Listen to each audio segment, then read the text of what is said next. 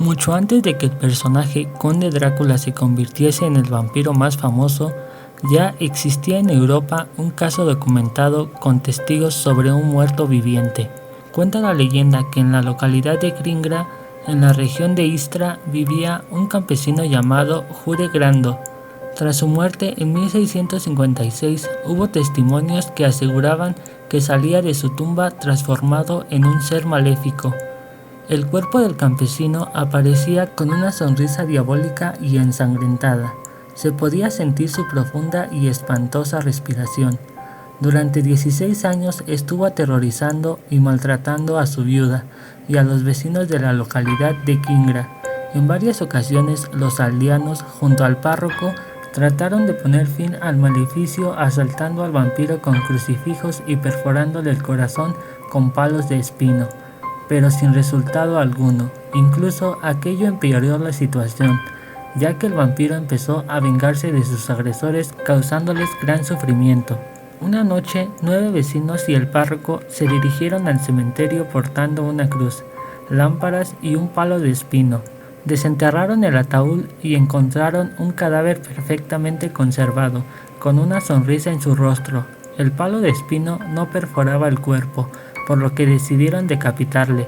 El cuerpo se puso en pie y luchó sangrado contra los vecinos, pero finalmente se rindió. A partir de aquella noche del año de 1672, la paz regresó al pueblo de Kingra. Curiosamente, el sepulcro de Jure Grando no aparece en la localidad de Kingra. Probablemente los vecinos se deshicieron de él por miedo a que Grando regresara a sus vidas. Sin embargo, todavía existe el recuerdo que hubo un vampiro de Croacia. La memoria del vampiro sigue presente en el Museo Jure Grando y en algunos cafés y restaurantes de la localidad. Ahora vayamos a Montrose. Entre las paredes de su derruida abadía, allá por 1138, cuentan los textos de Guillermo de Neuburg, que vivió un capellán nada ortodoxo. Este sacerdote gustaba de cazar a caballo con su jauría de perros. Por sus excesos y su ineptitud como cura, fue llamado Underprest, o el cura perro, o cazador. Dicen que cuando murió no tenía otra cosa que hacer que volver como vampiro a atormentar a los ciudadanos de Montrose.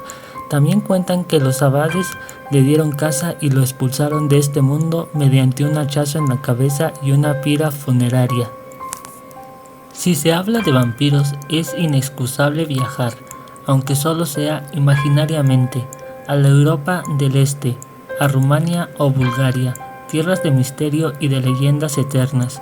Una de esas historias singular que nos habla de no muertos es la de Petar Blagojevich, quizás el caso de vampirismo mejor documentado del siglo XVIII. Petar vivía cerca de Kisilova, en Serbia, parte de la antigua Yugoslavia. La época que le tocó vivir no fue sencilla, un mundo complejo en donde la muerte rondaba a cualquier persona, en forma de guerra o epidemia mortal. Petar Blagojevich revivió tras morir y comenzó a hostigar a sus vecinos. Producto de todo ello, asesinó a 9 de ellos en un periodo de una semana. Todos fueron encontrados en sus hogares, en el lecho, en la cama, con restos de sangre y la garganta abierta. El pueblo estalló en cólera, en ira, pero también en temor. Se avisó a la autoridad local, que tomó acciones buscando a Petar Blagojevich. No lo encontraron vivo, pero sí a su cuerpo, que fue exhumado de la tumba. Al abrir el ataúd se encontró incorrupto, fresco, señal inequívoca, decían, de ser un vampiro.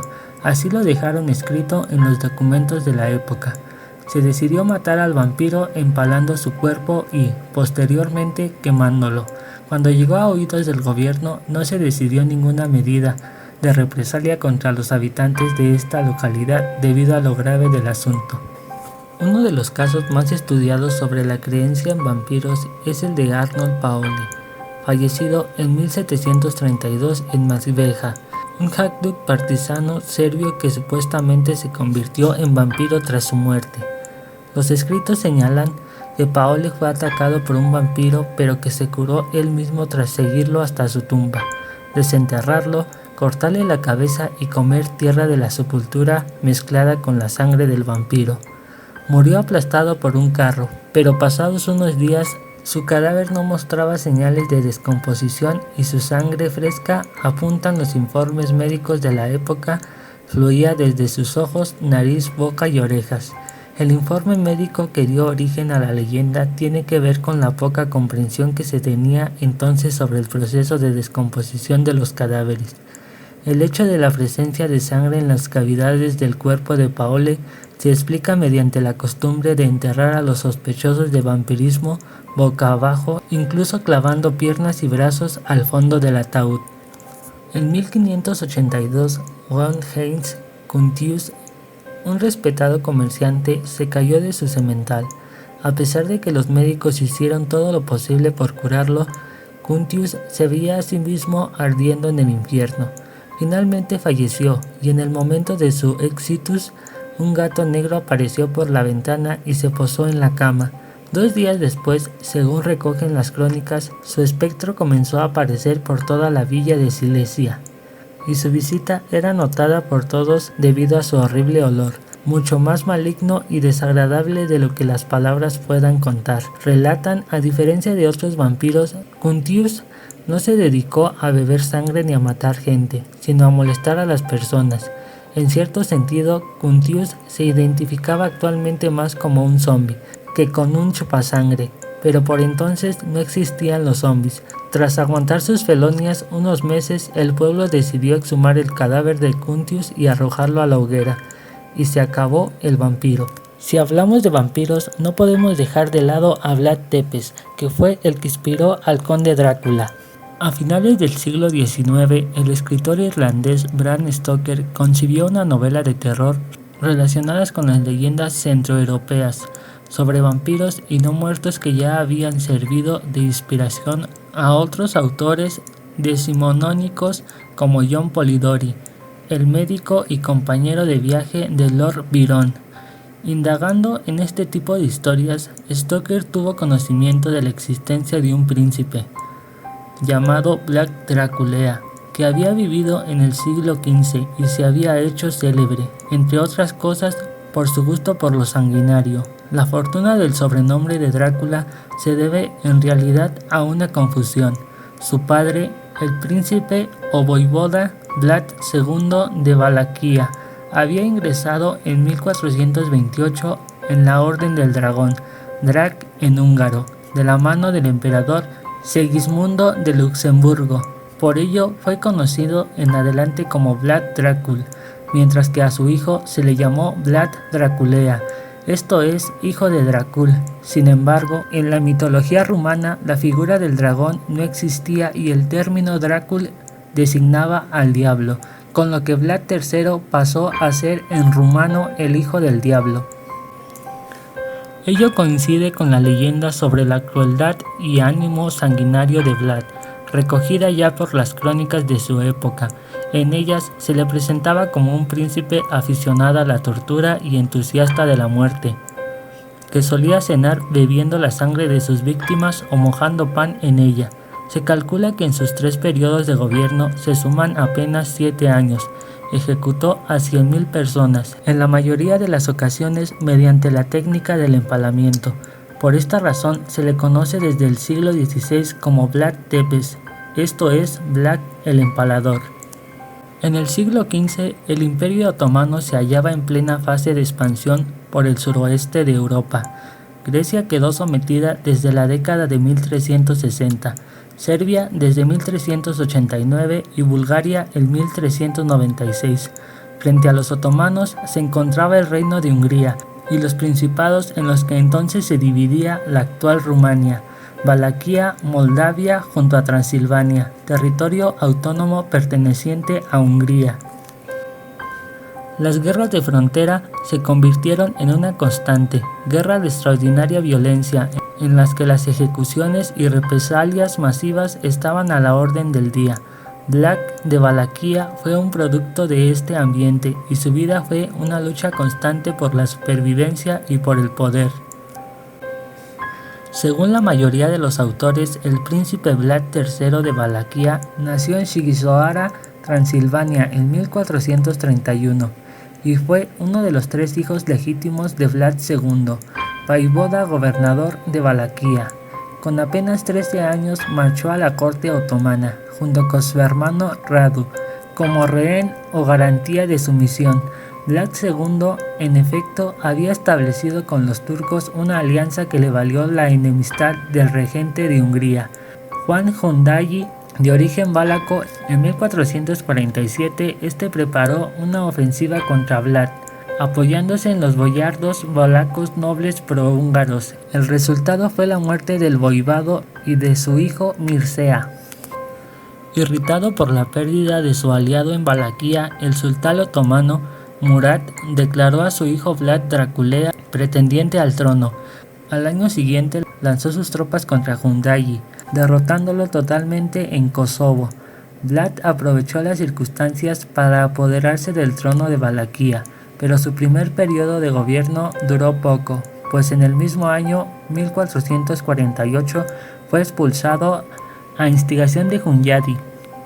Vlad se refugió inicialmente en la corte del sultán otomano, con la esperanza de que lo ayudara a volver a Valaquia, pero, defraudado en sus aspiraciones, en 1449 marchó a Moldavia, donde tenía parientes.